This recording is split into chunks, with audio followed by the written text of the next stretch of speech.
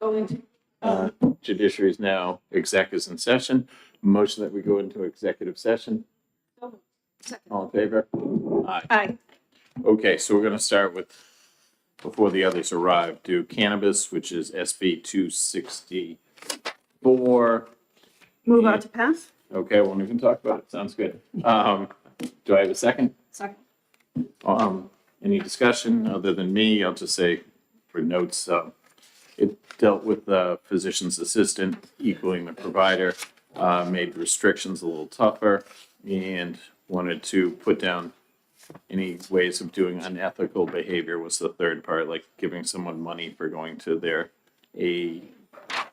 shop, alternative treatment center to get their marijuana. And that's all I think it did. So, no other discussion? Okay, we have a motion. All in favor of the motion about to pass? Aye. Aye. Okay, anyone want to take it out? I'll take it out. Can I move consent? Oh, yeah. Okay, good, thank you. Motion for Second. consent, second. All in favor? Aye. And Sandra Elishler? Sure, I'll take it out. Great, thank you. Motion to come out of executive session? So moved. Second. Oh, All in favor? almost. Aye. Thank you. Is that Robert's again? Yes, he's just peeking in. Is this a game? Nobody clued us in.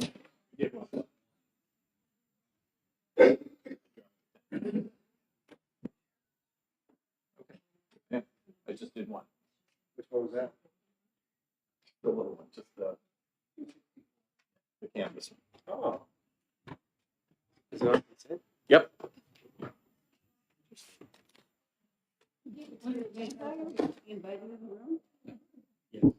See who wanted an invitation.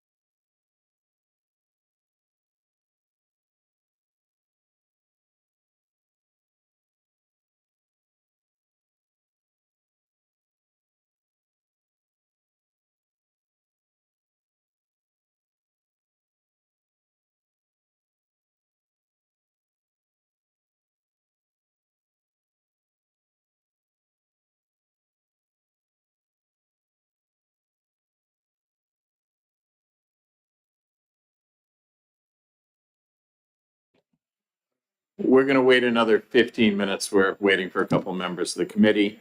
And then at 2:00, we'll be working on the bail bill.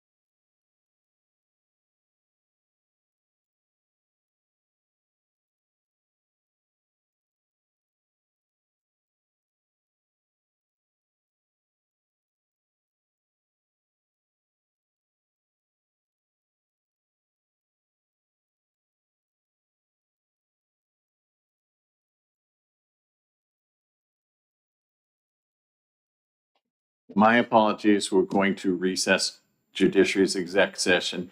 2:00, we're going to do bail. When we finish that, we'll go back and do this exec session. My apologies.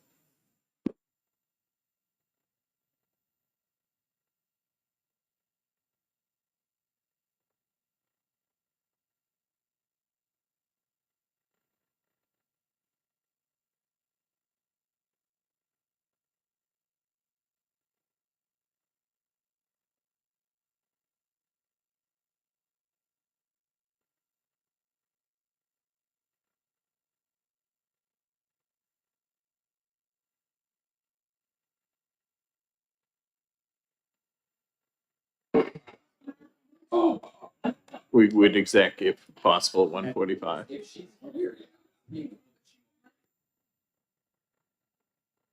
So just to understand, Mr. Chairman, you said 1:45. Yes, We would- 1:45. Okay, thank you.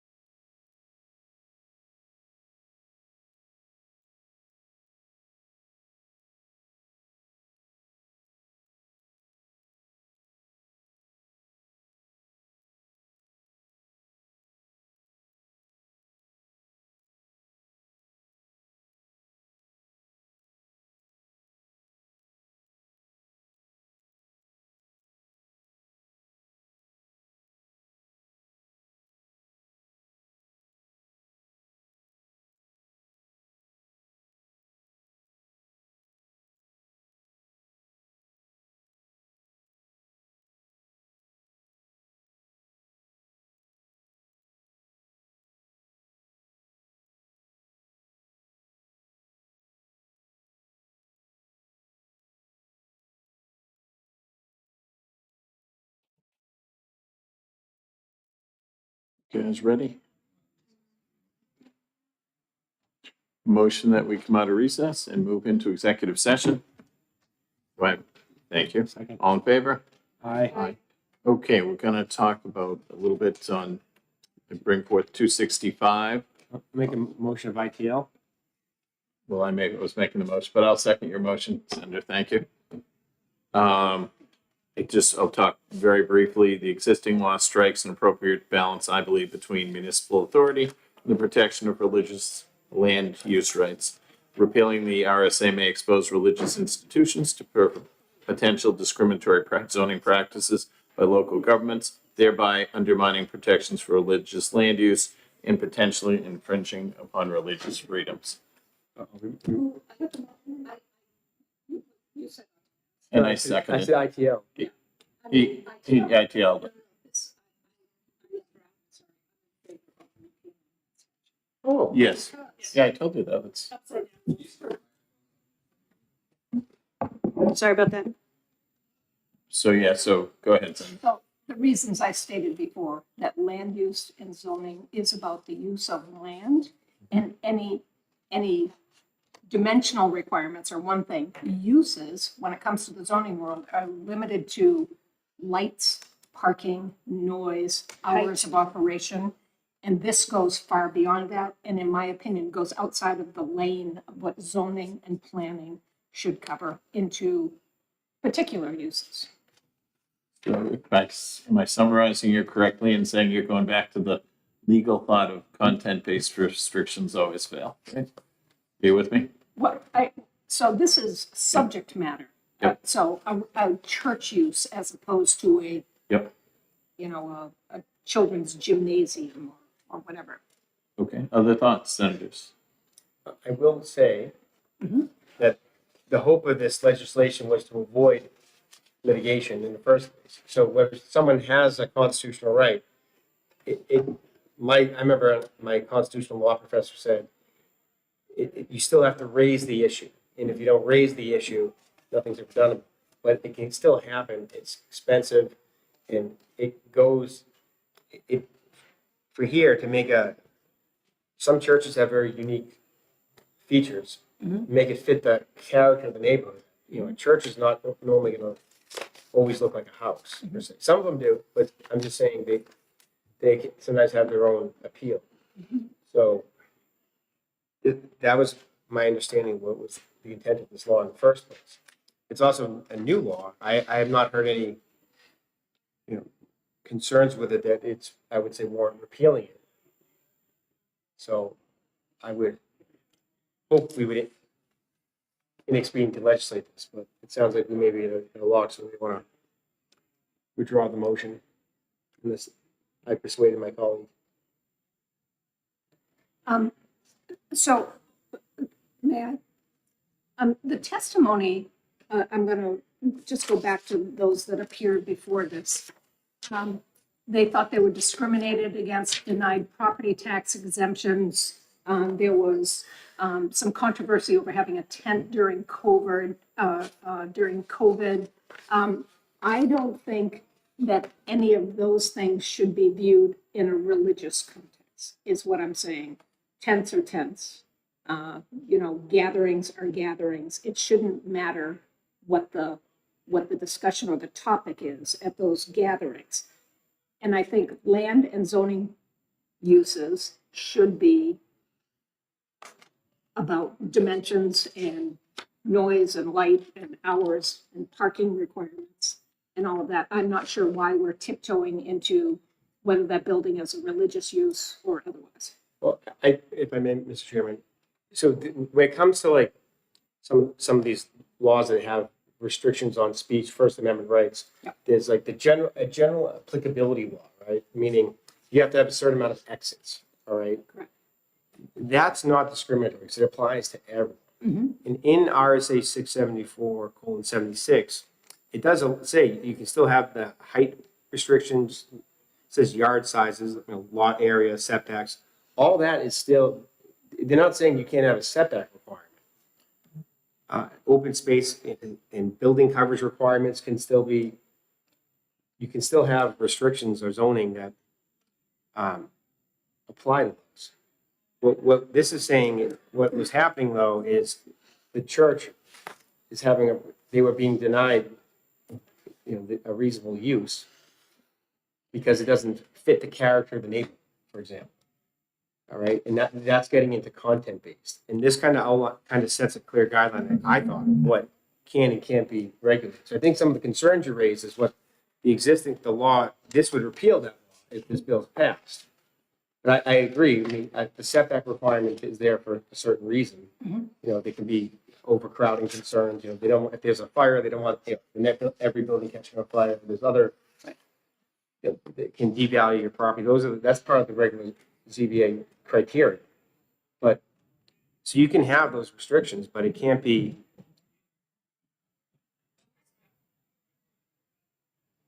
If it's primarily used for religious purposes, you can't deny it really for that reason and hold it. It's unreasonable to say it doesn't fit the character of the neighborhood. So That is content based.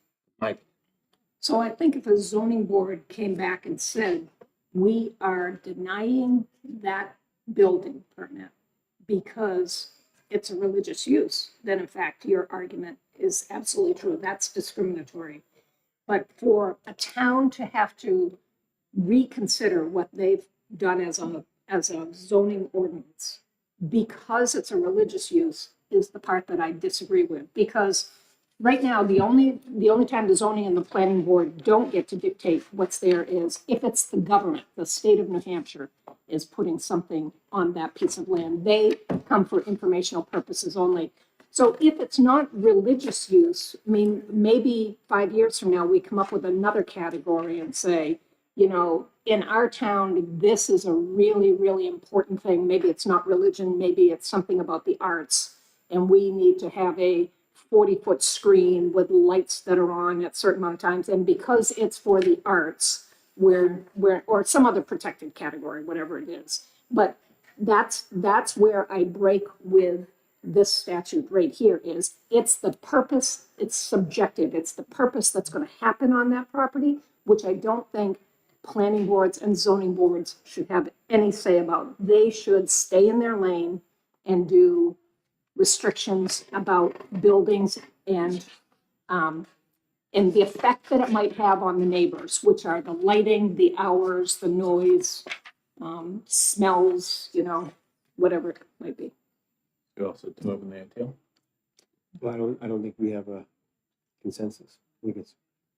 Are we split 2-2 at the moment? I think we are. Are we? Maybe not. Maybe I we should don't speak for my Well, colleague. send out. Yeah, Okay. but just, I wanna reset. We had one example of someone testifying, that their interpretation was a content base. But,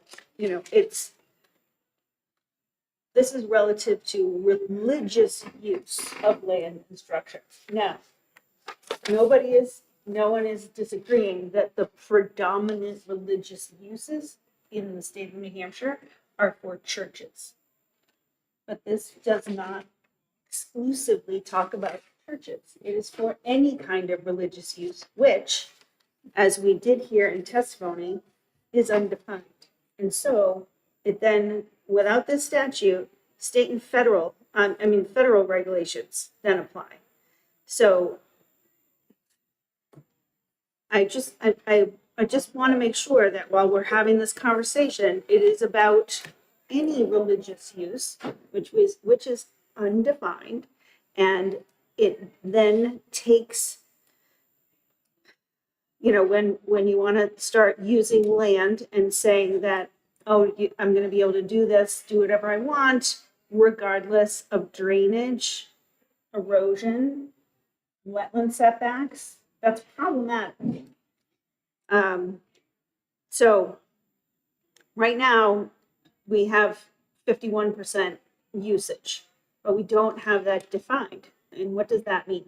Does that mean like a house that somebody who serves the religious organization lives in? So that makes it 100% of the time. Like there's a lot of undefined, and I did just, yeah. What I can tell you is for the wetland setbacks, that would be permitted under the existing law. If you had a wetlands setback ordinance. But when it comes to like the character of the neighborhood, they can deny the variance saying we don't find it aesthetically pleasing. So they're basing it on not just, I mean, it's common when you go before the ZBA, you don't just tell them, I want to build a so-and-so square foot structure. You normally have some type of print of what you intend it to look like. Mhm. And if it doesn't meet the character of the neighborhood, then they're never going to be able to get any variance based on that. But I think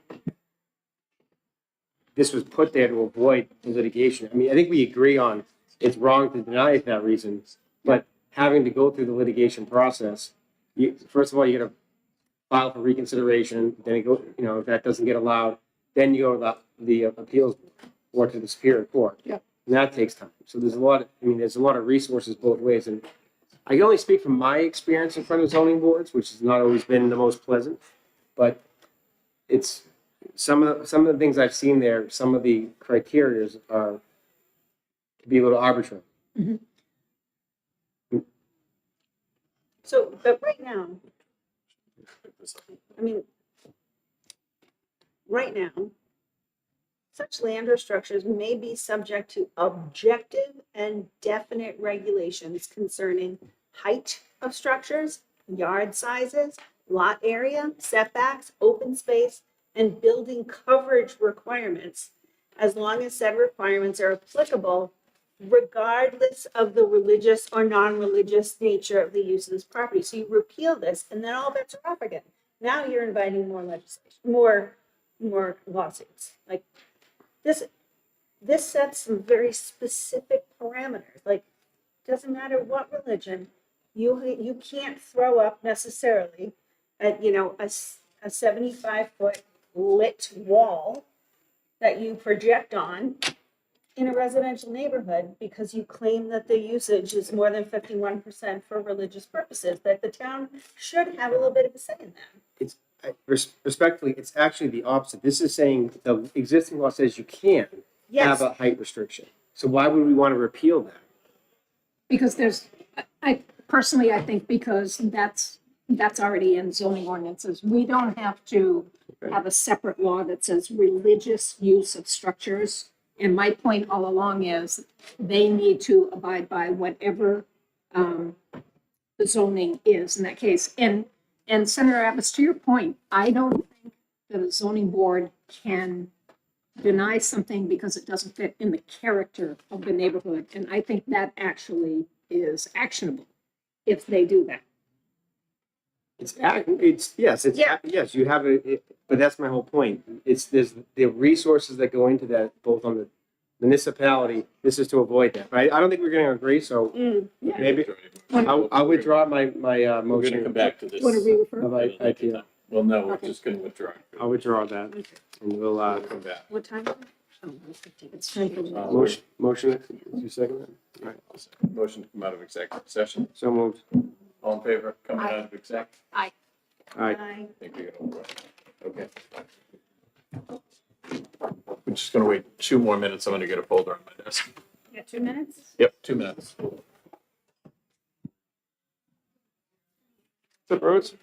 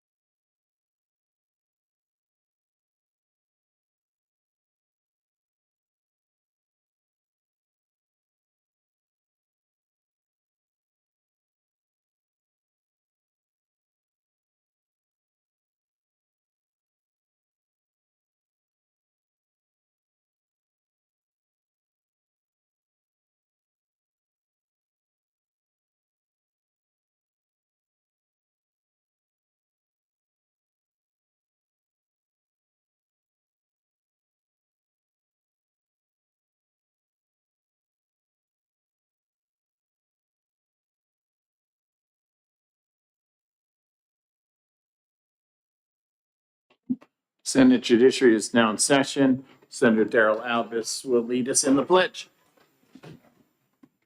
Pledge allegiance To the flag of the United States of America and to the republic for which it stands, one nation, under God, indivisible, with liberty and justice for all. Thank you, Senator. Representative Berry, how you been? I haven't seen you since Milwaukee, sir. I think. You can't talk about Milwaukee. Okay. What happens in What Milwaukee? happens in Milwaukee stays in Milwaukee. Thank you. And you're gonna walk me through 592. Good to Yes. see you. Thank you. I'm State Representative Ross Berry. I represent the towns of Hillsborough, I represent Hillsborough 44, the towns of Goffstown and Ware. I'm here today to introduce House Bill 592 relative to magistrates and the standards applicable in the administration of bail, also known as bail reform. So I'll kind of start from the top because the bill's been amended 2 times. It was originally filed as a full repeal of the 2018 bail law. And since then, we took into the considerations of the governor, Governor Ayotte, and her reforms. So in short, what this does is it removes magistrates. It lowers the standard of review down to probable cause plus dangerousness. So kind of a quick little offshoot on that. This is the same standard that prosecutors need to get a warrant to search your house, plus the proof of dangerousness. So it's not the same as you get pulled over and they want to search your car. It's a higher bar than that. It addresses the issue of the 12 major crimes in which there shall be a presumption that you will be held. Those crimes include things like homicide, first and second degree assault, felony domestic violence, sexual assault, kidnapping, felony stalking, human trafficking, armed robbery, and child sexual abuse image offenses. So probably pretty good that those people are not out wandering our streets. It also does codify in some protections for the accused. So if someone is held and they do not believe that they should be held, they're guaranteed a right to see a judge within 36 hours, excluding weekends and holidays. So that's a recognition of the fact that we shouldn't be holding people. It also creates a protection that a judge may not issue a bail that is restrictive on financial means only, which means that you can't hold someone just because they cannot afford bail. So an indigent person is guaranteed a protection for release, and they cannot be held just because they cannot afford bail. So one of the things that we did with the governor's amendment was we went back to the old law and we tried to take in the positive lessons learned from the existing bail law, which we've now tried to fix twice. So it's more of the old than the new, which I think is appropriate, but I don't think that it would also be appropriate to just completely ignore the lessons of PR bail. It doesn't abolish PR bail in its entirety, but it certainly curtails it back. I think there's a lot of I think the anecdotal evidence around people that have been inappropriately released on bail has reached a kind of fever pitch. When I was dealing with this 2 years ago, I remember speaking with the now retired chief of police of Manchester when I represented the city of Manchester, and he turned to me during, I feel like I can say this conversation now that he's retired and everything. I don't feel like I'm betraying his trust, but he turned to me while other people were testifying for and against bail, and he said, how can anybody be against fixing this problem? And I said, oh, it's politics and these things happen. And he said, well, what's it going to take? And I said, it's probably going to take a cop getting shot. And we've now had that. So that happened in Bedford. An officer was shot. So we've obviously had people murdered who were murdered by people out on double PR bail. The most noticeable example is obviously Daniel Whitmore, who was a former constituent of mine living in Ward 8, was murdered in Ward 9 on a Friday morning walk by a pond, stabbed 25 times to death. He was a veteran of our armed forces. He was 75 years old out on his Friday morning walk, and he was stabbed to death by a man who then, covered in Mr. Whitmore's blood, ran to the Walmart on Gold Street, which is always busy, and God knows how many children he scarred with that image. So I'm happy to answer questions about what's in it specifically. I have distributed a 6-page, what I would call common English document, which explains it for people like me, because I am not an attorney, but I'm happy to answer any questions. Thank you, Representative. Do we have any questions? Seeing none, you're free to go. That's Thank easy. you. All right, thank you. Representative Rhodes.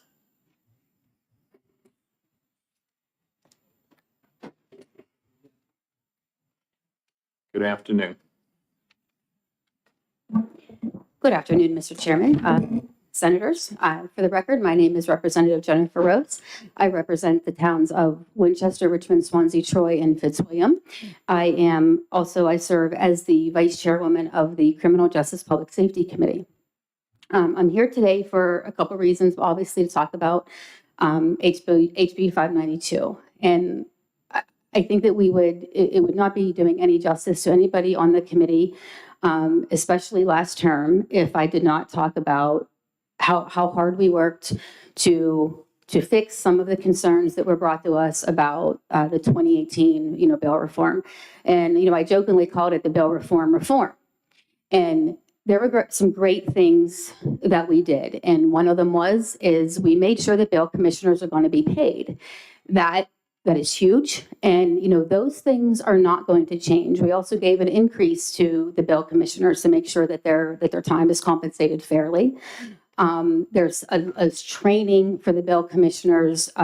And the biggest thing is making sure that we actually have a system that can track somebody that actually is already out on bail. That was huge not to have that. So none of those things are changing. The biggest thing that everybody keeps talking about, one, I'm getting phone calls or I'm getting emails that, we're going to go back to punishing poverty or, unfairly holding, keeping somebody incarcerated. This bill explicitly prohibits that. And as my colleague Representative Barry mentioned, it explicitly prohibits that. And I think that's very, very important to note. But the biggest thing is the elimination of the magistrates. The magistrates have limited authority and they are not empowered to hold bail hearings, despite that being the central necessity of the bail system. They cannot accomplish the most necessary part of the bail determination on the most serious crimes. And for those reasons after talking with the governor and her staff is why we decided to take those out. So I would just ask for you to find this ought to pass. As written, we did a tremendous amount of work on it, and I think it is excellent the way it is. So thank you, Mr. Chairman. Thank you, Representative. Any questions? Seeing none, thank you. Have a great day.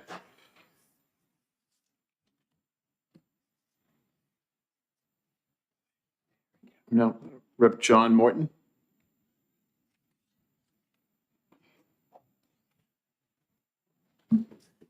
Good morning. I'm Representative Jonathan Morton from Hillsborough District 39, Ward 6, 8, and 9 in Manchester.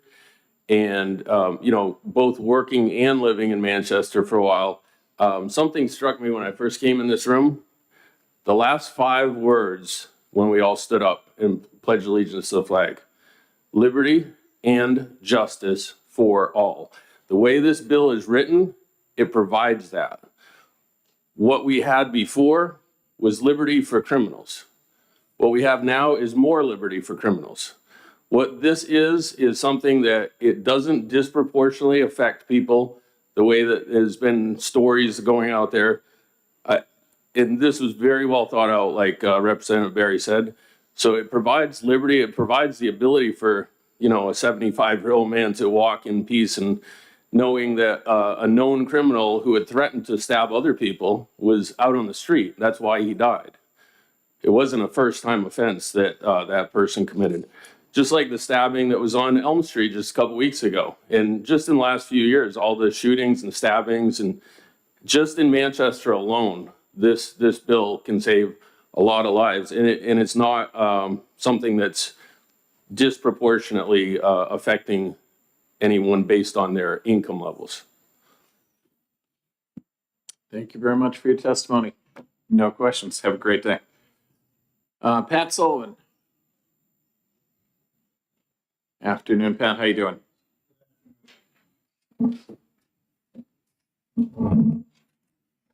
I've already provided some of the testimony I'll be submitting. Dear Chairman Gannon, members of the committee, my name is Patrick Sullivan. I am the Executive Director of the New Hampshire Association of Chiefs of Police. and I've been in law enforcement for 43 years. I retired as the chief of police in Goffstown. I'm here today to testify in support of House Bill 592 for the New Hampshire Association of Chiefs of Police. The purpose of bail is to ensure that the defendant appears in court, does not pose a danger to the community, and keep the peace and be of good behavior while out on bail. This bill allows a defendant to be released from jail while awaiting trial. Since the legislature made sweeping changes to bail reform in 2018, there's been considerable frustration by law enforcement about those who are not being held who are a danger to the public. Our strongest arguments for these changes are to support the victim and to keep our citizens safe. Since 2018, there have been many examples of how bail reform has not worked and the several changes made to try to correct the statute. This amendment will reinstate the failures to appear, rebuttable presumption of detention for a person, one, that has failed to appear, two, that violates a bail condition, or three, is charged with additional criminal conduct. Uniformly using probable cause as the burden of proof, allowing detention for up to 36 hours excluding weekends and holidays prior to an appearance in court, and leaving language relative to financial considerations. House Bill 592 reflects the need to stop allowing those offenders who continually reoffend while on bail conditions.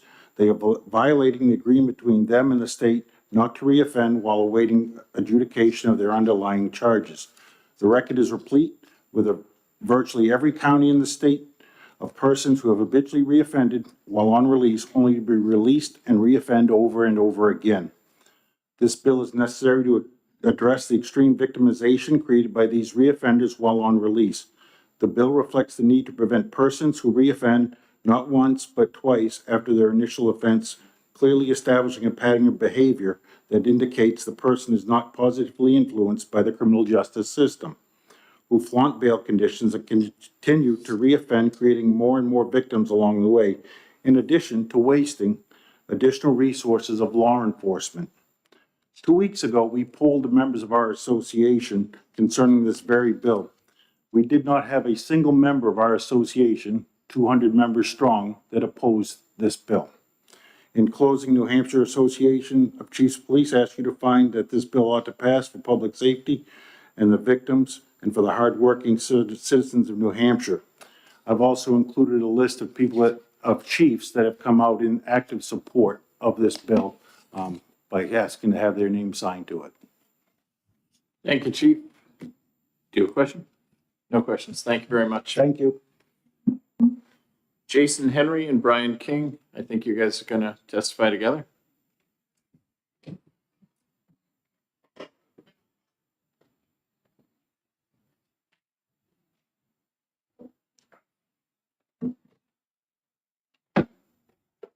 Afternoon, Mr. Chairman.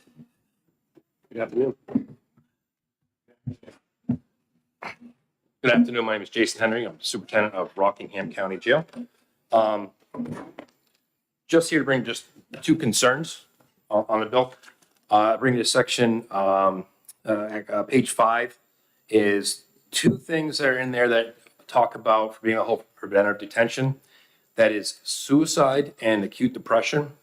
And I just bring to your, just for you guys to take a look at, criminalizing those two things and making them come to jail.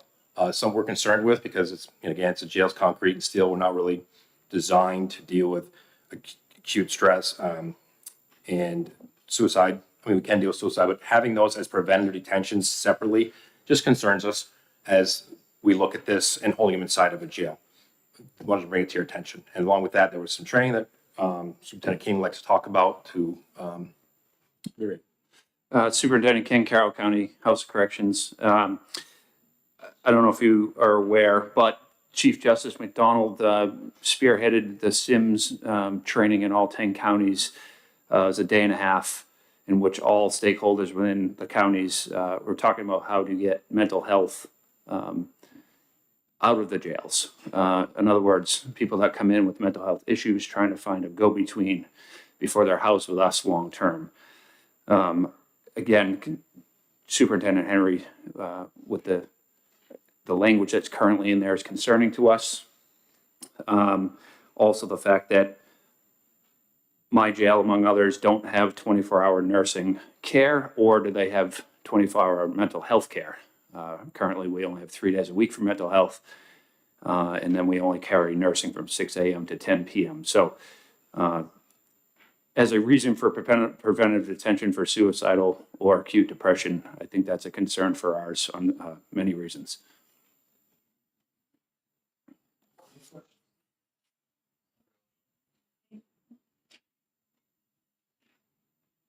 Thank you, Mr. Chair. Thank you for taking my question. You spoke very quickly. So I was taking some notes. Could you dial back to the space that was concerning to you? What was the Page 5. H5? Thank you. Yep.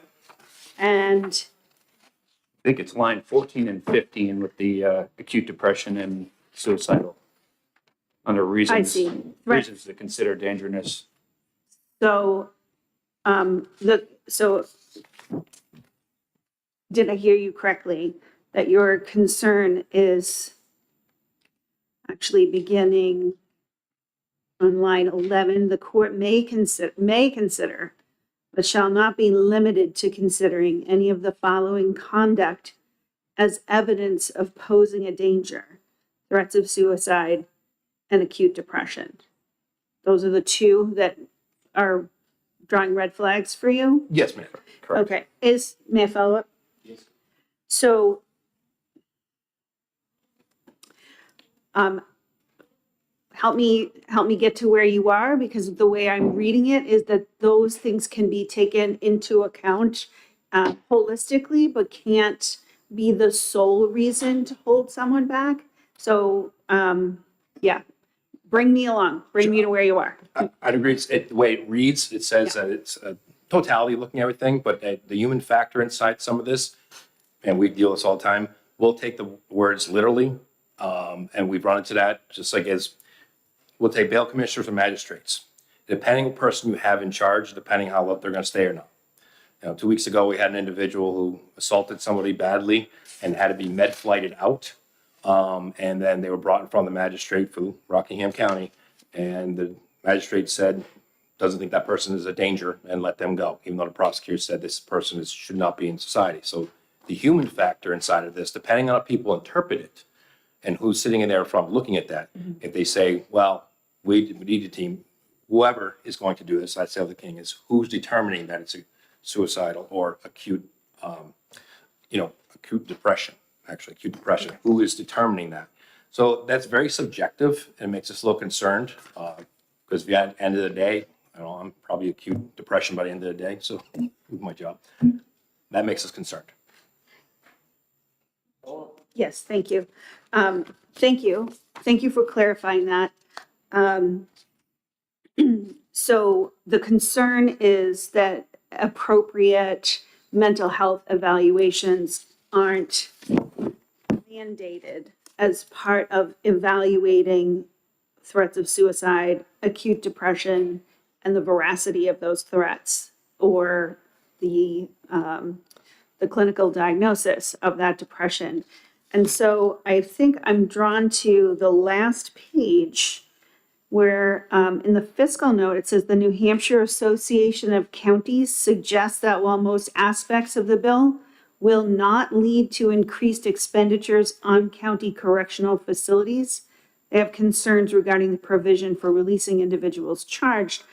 Will this be a burden on the Rockingham County Correctional Facility to be able to meet mental health challenges within the facility if we're using threats of suicide and acute depression as means to hold? It's going to cost us money. Do we need to take that into account? It's a tough one to say more money. Yes and no. I think that if it's taken as people don't consider that those individuals probably should be looked at being evaluated at a hospital first before they come to the jail, who's just going to hold them, which will exacerbate their probably suicidality and their depression. I think that's something that needs to be looked into. Could it be more costless depending on how long they stay? Maybe. I mean, and I'll speak for Rockingham County. I have a robust mental health that I'm, department. And so we're able to probably accommodate that better to my partner over here. We'll talk about on his end. Impact for me, probably not a high impact on there, just the concerns of that's what they're being brought in for. It exacerbates their mental health state that they're in and just bring your attention to something that we want to look at. Okay. One last follow-up. Thank you, Mr. Chair. Thank you for your candor.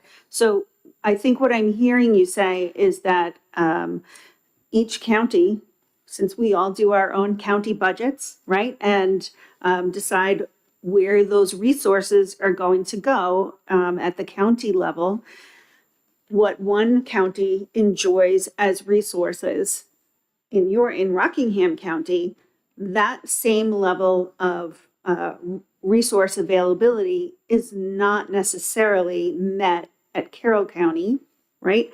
And so if we were to consider this reform in its totality, we may have to consider setting aside some funding to level set those resources across all county facilities. Is that what I'm hearing perhaps? That would certainly help for sure, because there is a cost in my case. And, there are quite a few, probably 4 or 5 of smaller jails like me.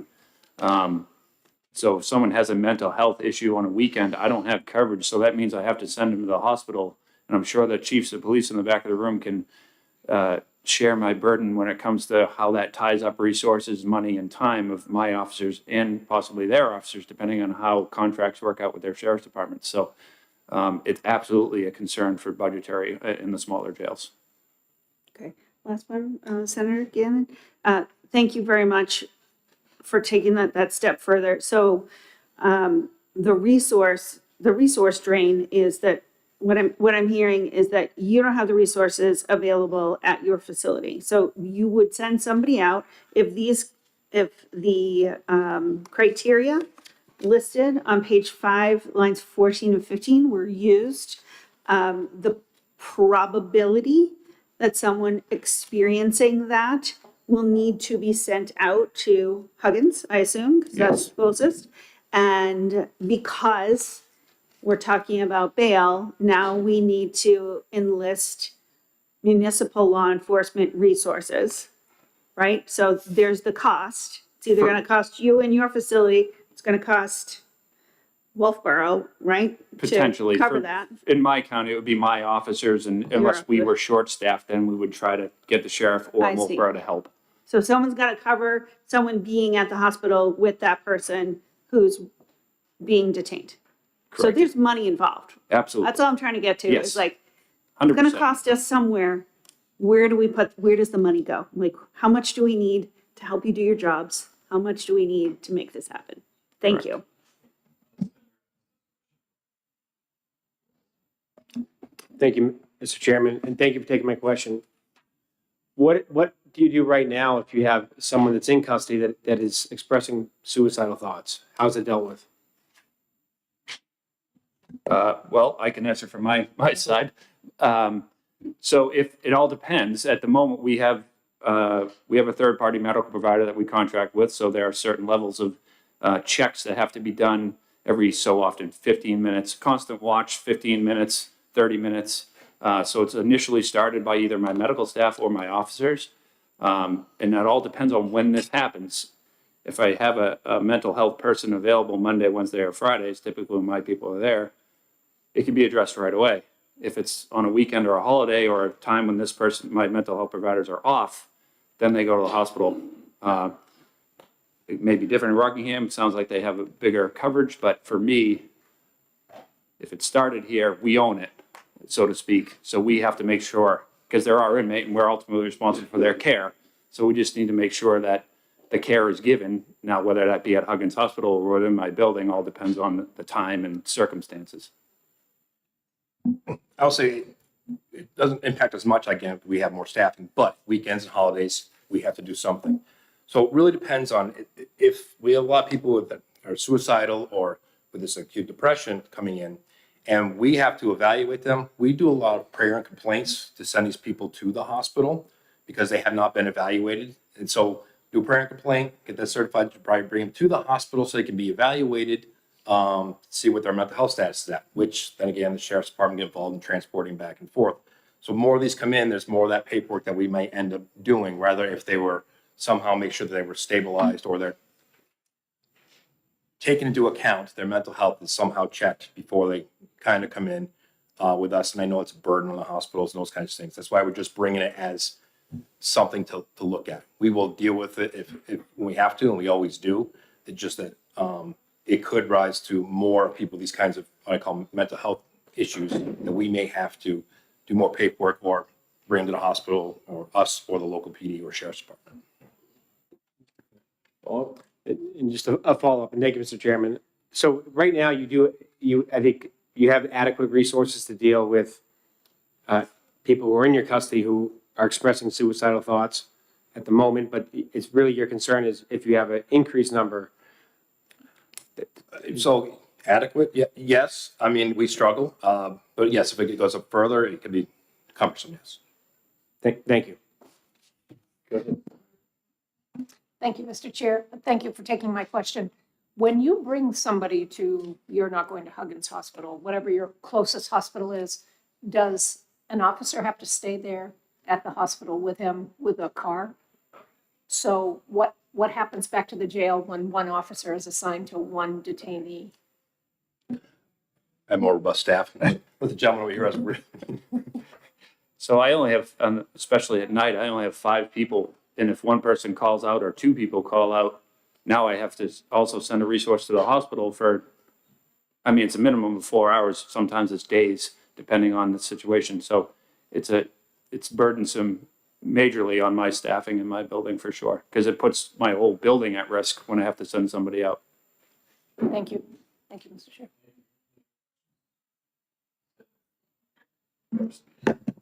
Thank you, Mr. Chairman. Good afternoon, gentlemen.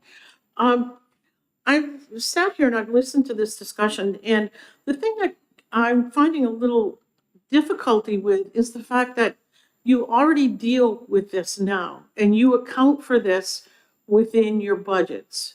Because evidently it happens where people are held in your facility and they have a mental health crisis or there's something going on. You already have procedures in order to deal with this. So now what we're saying is someone is going to be held until they see a judge. It might be a weekend. How many would you predict of people walking through your doors are going to say, I want to kill myself, or I'm having suicidal thoughts or something like that? I mean, is this a common complaint? So we have quite a few come to suicidal. I guess we were just bringing it to a concern, and we add acute depression on there. Who is saying that they're acutely depressed, and who makes the determination when we're looking at bail and determination of preventative detention? We just want to bring to the attention that it could be a concern if, again, I talked about the human factor. If somebody takes an effect, whoever this person is, a bail commissioner, say they're not trained or understand some of the mental health type of stuff, and they're using acute depression and suicide to say, well, concern is if that criteria is added as a focus, that they can be held in preventative detention, it makes us a little bit worried. I know it's supposed to be totality, but as a person that's on the other side saying, well, I'm really depressed, and now I'm saying as a bail commissioner, well, you're really depressed, I probably shouldn't put you back out into the streets because you're really depressed. Yes, do we have to deal with these type of individuals? Sure. We were just bringing it as our concern that if this is a focus, it could rise up more inside of us. We do see plenty of people that are suicidal on most of the weekends, but do we handle it? Yes. Okay. So what I understand you saying is it could cause it. Might cause the numbers to rise, and because of that, the cost increases. So what is the alternative then? To keep the system that we have in place right now?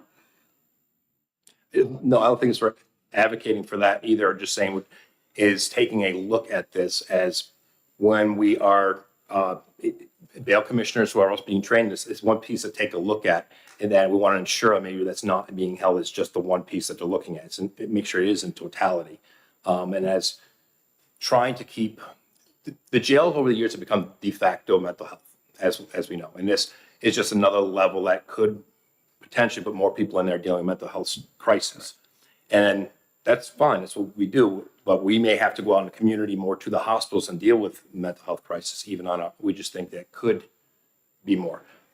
We're not advocating that's gonna cost us more money, we're just bringing to your attention that, a concern that we have. In theory, should this bail reform go through, it should result in more people coming to the jail. That's the point of this, if I understand it right, that we're trying to hold criminals responsible to sit in jail, which is our business. We want the people. What we're trying to say is, in theory, most people are having some type of mental health crisis when they commit crimes, whether that be just that night or if it's a long-term thing. That's the concern, at least on my end, is that in the smaller jails, yes, this is going to cause more burden. I'm not saying we shouldn't do the reform. We absolutely need the reform. But if we're considering these two factors as a part of the dangerousness, and that's the only section that they're going to refer to in some cases, I'm not sure that's the appropriate way to do it is all. We're just trying to bring the attention to the fact that this may cause other issues when we just, like I said, Chief Justice McDonald spearheaded efforts to try to get mental health issues out of the jail. And seemingly, in some small form, this will put more mental health issues in the jail. There's no perfect answer here, but we just want to put our concerns across. I just have one follow-up question. Thank you, Yes, Mr. ma'am. Chairman. When the police bring someone to the jail, are they alerted or do they alert you that the person that they're bringing in might be in a mental health crisis? Sometimes is the best Can I answer. just- Oh, So if that's the case, why isn't that person transported immediately by the police to the hospital for evaluation before they come to the jail? They should be in theory, absolutely, 100% agree with you. But probably 85% of the time, the burden lies on us. Because, at least in my county, I have 1 and 2 and 3-man PDs that are gonna leave a town vacant for X amount of hours while they go to the hospital, which is also a problem. So it's a circular law enforcement problem, not just a jail problem. Thank you. thank you. Thank you both very much. Did anyone else wish to testify on 592 who didn't sign in or wanted to? Seeing none, I'm going to adjourn the hearing. Hearing's adjourned. Motion's on the executive session. Do you want to do it? Okay, motion to go into executive session. Second. Okay. Any discussion? For HB 592, Do you have a motion? make a motion of ought to pass. Second? Discussion? Okay, Okay. I Yeah. share that concern. you did. Yes, I mean, we know that Sure. the whole idea is to, we're letting people out that shouldn't be out, and if we're gonna keep them in, we gotta pay for it, and just wanna make sure that we give them the resources they need to do their job. Very good. Any other discussion? Nope. Okay, all in favor of the ought to pass motion? Aye. Say aye. Aye. Aye. Okay. Do you want to put it on consent? You want to talk I about it? move consent. Okay. Second. Second by Senator Abbas. All in favor of the consent motion? Aye. Okay. Senator Abbas, you want to take it out? Yes. Very good. Should we just? Take 5 minutes? We'll take- Yeah, let's take a few minutes.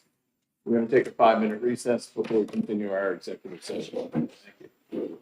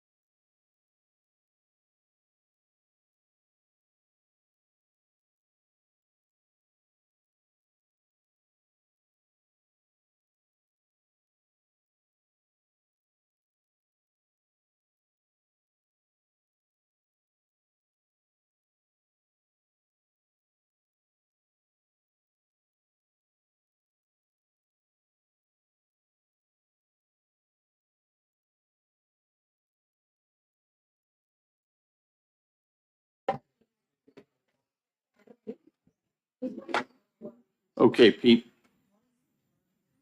Okay. Yep.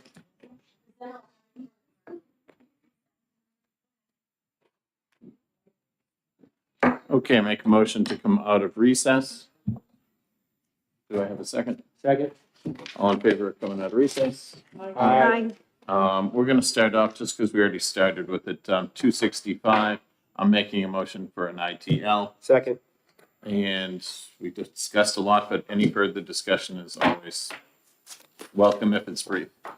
Oh, we are doing that one. 265.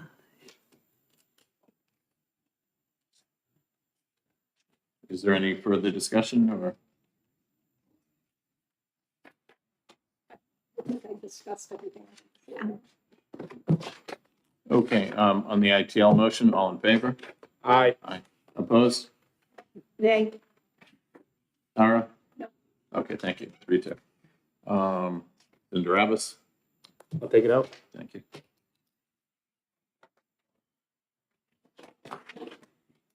Okay, 1 second.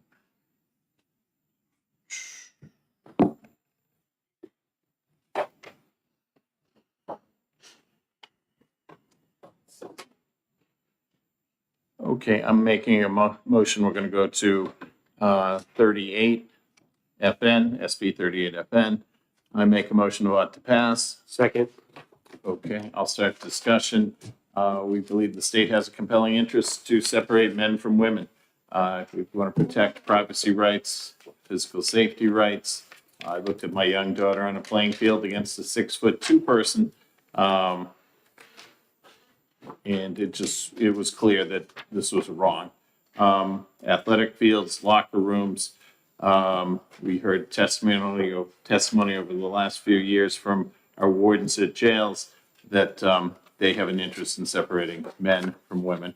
And so that is why I made the ought to pass motion. Any further discussion? Go ahead, Senator Elshaw. Thank you, Mr. Chair. So just want to point out that we only had 2 people support this, and one of them was the sponsor. And overall, we had 1,608 people sign in opposition and only 82 in support. And in 2018, we passed non-discrimination legislation, and now we're looking to roll some back. And taking away people's rights is not the New Hampshire way.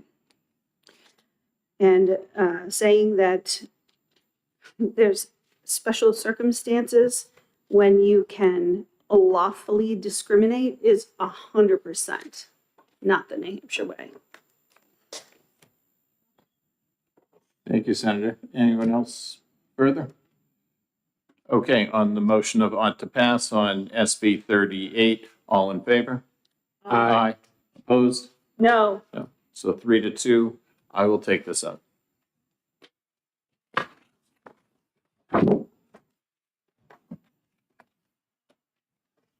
Okay, we're gonna just go to 268 since it's very close bill. And I am making an ought to pass motion on 268. Second. Same type of thought. Look at my daughter on that sports field, and it's clear as day to me that she should not be playing against biological male. I do have an amendment, which the amendment is I'm sorry, let me put my glasses on. 2025-1044S, amendment to 268. Mr. Chairman, Do I I'll have the make correct? a motion to pass on amendment 1044S. Okay, Second. second, all in favor of the amendment? Aye. Aye. Opposed? No. Any further discussion? Make a motion on the bill to pass as amended. Second. All in favor of the amended bill, say aye. Aye. Opposed? No, Okay, I will take it out since it's pretty much the same bill.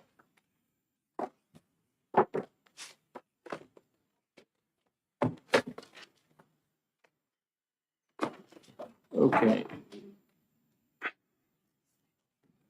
Let's see, SB 260, I motion ITL. Second. And quickly, we saw no substantive changes will be made. And it'll still be the same law. You might look at it a little differently, but it is going to do the exact same thing. So that's why we have the ITL motion. Anyone else wish to? Go ahead, Senator Mr. Epps. Chairman, you said no substantive changes, both to the actual, it's really the application of the law would not change in any way. So I don't see what this bill would do, at least in respect to what the existing law is. Thank you, Senator Amos. Senator Reardon. I would like to point out that not prohibiting something and parking that in a statute that has criminal penalties listed it right after that, when somebody is searching New Hampshire law to determine what is legal abortion is not the same thing. And that if in fact it is not any different than what exists already in the ground, I fail to see why passing an affirmative right to abortion to 24 weeks is an issue. Thank you, Senator. Go ahead, Senator. Yes. Yeah. So a substantive change is called for by the 2,370 people who signed in support. And the substantive change is the affirmation that the state shall not infringe on a person's right prior to 24 weeks. We do not have affirmative rights. And that is all we are asking for, is the affirmative right to guide our own healthcare up to 24 weeks. Thank you, Senator. Do you agree with me that the application of the law wouldn't change? I am telling you, and do you agree with me that it is a substantive change for someone to know that they have an affirmative right to something prior to, like, they will have an affirmative right. You don't have that now. I'll answer your question if you answer mine. I would tell you well, sure, you go first. Well, I asked you first, but I don't mind answering Okay. yours first. It's simple. We don't need to, we're gonna move on from there. Okay, on the ITL motion, all in favor? Aye. Opposed? No, Me and you. I'll take it. Okay, very good. Senator Abbas will take it out. And did I miss a bill? Or we all set? Okay. Motion to come out of executive session, So moved. Second. all in favor? Aye. Anything else? Any other business, Pete? Okay, that ends the hearing.